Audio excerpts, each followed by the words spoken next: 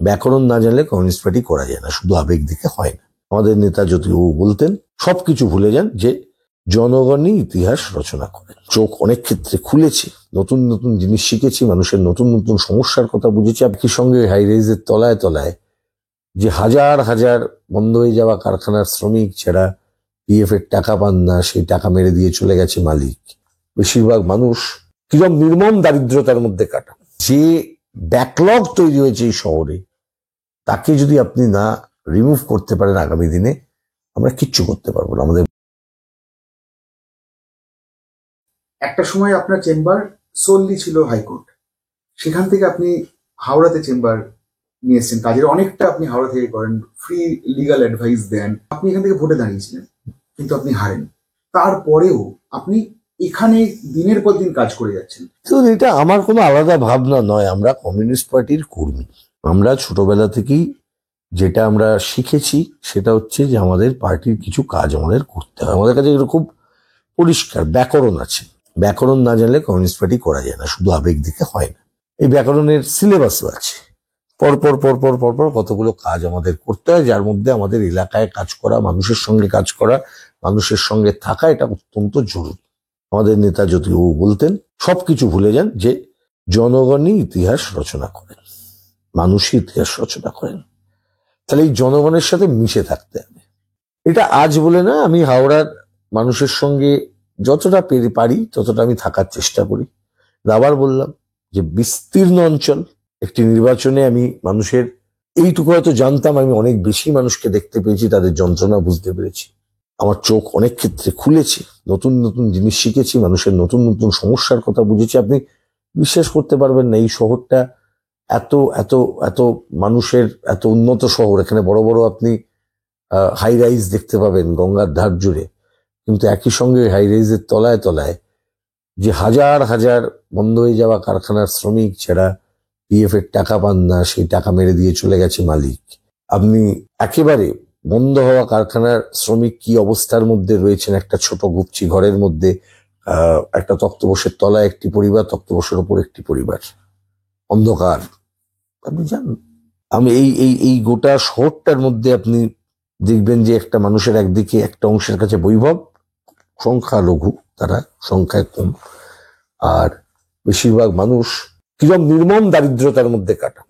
এই জায়গাটা যদি আমরা অ্যাড্রেস করতে না পারি, সেদিন ভোট তো আসবে, ভোট যাবে, কিন্তু আমরা যদি আমাদের নিজস্ব শহরগুলোর, আমাদের নিজস্ব পাড়াগুলোর, আমাদের নিজস্ব যে পরিবেশ, সেই পরিবেশ তাকে যদি আমরা রক্ষা করতে না পারি, মানুষগুলোকে রক্ষা করতে না পারি, তাহলে আগামী দিনে এগুলো কোনোটাই থাকবে না।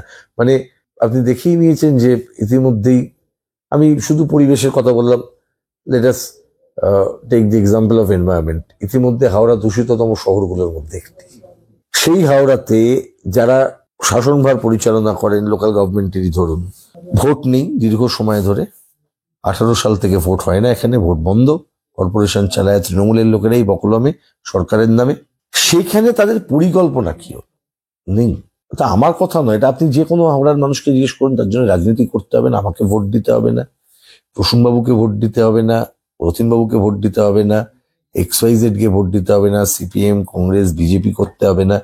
একজন হাওড়াবাসী হিসেবে আপনি বলুন যে গত 15 বছর সময়টা তো একটা বড় সময় একটি শহরের জীবনে। এই 15 বছর সময় হাওড়াতে একটা নতুন ফ্লাইওভার হয়েছে, একটা নতুন করে কোনো পরিকল্পনা করা হয়েছে নেই, হয়নি। যা স্বদেশ চক্রবর্তীরা করে গেছিলেন, এন্ড, তারপর থেকে শুধু ভাঙিয়ে খাওয়া, এর বাইরে কিচ্ছু। এই 15 বছরের দায়টা কে নেবে? আমি এই 15 বছরের দায় ধরুন আমাদের কোনো এফেক্ট করলো না, কিন্তু আগামী 15 বছর পর, এই 15 বছর যে পিছলাম, এটা তো ডাবল হবে। তাহলে আমাদের কি শুধু মানে পিছন দিকে যাত্রা করবো না সামনে এগোবো? আমার এই প্রশ্নগুলো খানিকটা ভাবিয়েছি। মানে নির্বাচন আসবে, নির্বাচন যাবে, নির্বাচনে আজকে আমাদের ক্ষেত্রে অন্তত পক্ষে আজকে এক্স ক্যান্ডিডেট, কাল ওয়াই ক্যান্ডিডেট হতে পারে, আমাদের ক্ষেত্রে প্রতীক প্রার্থী হয়, আস্তে আতুরি তারা আমাদের প্রার্থী।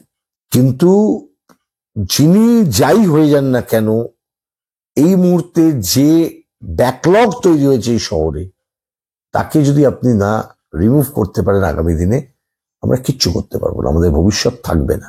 এটাই খানিকটা হলেও আমাকে এই শহরের রাজনীতির সঙ্গে একাত্ম করেছে। এটাই হচ্ছে কথা, এবং কমিটমেন্টের জায়গা চেষ্টা করব থাকবার, এইটুকু তো বলতে পারি। এই মুহূর্তে যদি বামফ্রন্টে যদি ভেতরে তাকানো হয় তাহলে হয়তো আইনজীবীদের হয়তো একটা একাদশ তৈরি হয়ে যাবে। বিকাশ ভট্টাচার্য থেকে শুরু করে আপনি, সায়ন, মানে লম্বা তালিকা। বামের আগে খানিকটা আইনজীবীদের দল হয়ে যাচ্ছে। না, আমি দুটো কথা বলি। আইনজীবীদের দল বলে কোনো হয় না। আইনজীবীরা, প্রথম কথা হচ্ছে, মানে আপনি যদি আইনজীবী এই পেশাটাকে যদি আপনি ধরেন, এটা খুব কনফ্লিক্টিং একটা জায়গা। কারণ আইন কি, আইন আমরা কিভাবে দেখি, মানে কমিউনিস্ট পার্টির চোখে আইন বিষয়টি কিরকম, সবটাই কিন্তু সেই রাষ্ট্র বিপ্লব পড়লে বোঝা যাবে। এবং এগুলোকে কেউ ভারী কথা নয়, এগুলো বাস্তব কথা। এগুলো না বুঝলেও কিন্তু এটা বোঝা যাবে না। ফলে আইনজীবীদেরও বিরাট কিছু করার নেই। আইনজীবীরা আইনি ব্যবস্থার মধ্যে থাকা, যেমন ভাবে বামফ্রন্ট সরকার তাদের যখন তৈরি হয়েছিল তখন দলিলে কি কথা বলা হয়েছিল, যে একটা রিলিফ দেবার জন্য। এই গভর্নমেন্ট বিরাট চেঞ্জ কিছু করতে পারবে না, ফান্ডামেন্টাল চেঞ্জ হবে না আমাদের দেশে। সেটার জন্য জনগণতান্ত্রিক বিপ্লব করতে হবে। কিন্তু আইনে কি পায়? কোর্টে কিছু মানুষ রিলিফ পেতে পারেন, স্বস্তি পেতে পারেন, সাময়িক কিছু রিলিফ, আর বেশি তো কিছু পাবেন না। যদি আমরা মনে করি কোর্ট দিয়ে রাজনীতি বদলে দেবো, তাহলে সেটা কোনোদিন খুব অবাস্তব কথা হবে, ভ্রান্ত কথা হবে, এবং রাজনীতির মূল অংশটাকে অস্বীকার করা হবে, যে রাজনীতি আসলে মানুষের জন্য।